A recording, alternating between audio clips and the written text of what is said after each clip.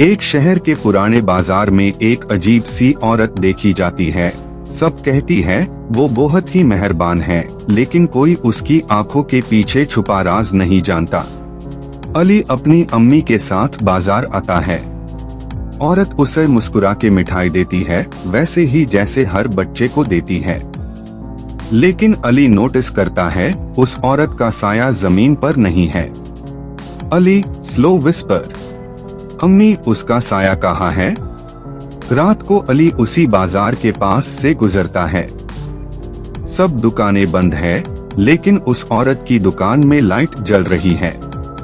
वो अंदर झांकता है और देख करता है कि शेल्व्स खाली नहीं, अनमेन चेहरे हिले रहे हैं, जैसे कोई उन्हें अंदर से तोड़ने की कोशिश कर रहा हो। उस औरत का साया नहीं था, क्योंकि वो साये कलेक्ट करती है। किसी भी इंसान का चेहरा उसके साये के बिना अधूरा लगता है। औरत अली के पीछे, मेरा साया तुम्हारे पीछे ही है। अली पलट के देखता है, उसका अपना साया ही गायब है। उस औरत का साया अब उसके पीछे खड़ा है, खामोश मुस्कुरा रहा है। औरत का साया अली की तरफ हाथ बढ़ता है और सीन कट हो जाता है। बाजार में अगर कोई तुम्हें मुस्कुरा के फ्री मीठा दे, साया चेक करना ना भूलना। ये सिर्फ एक कहानी नहीं, एक चेतावनी है।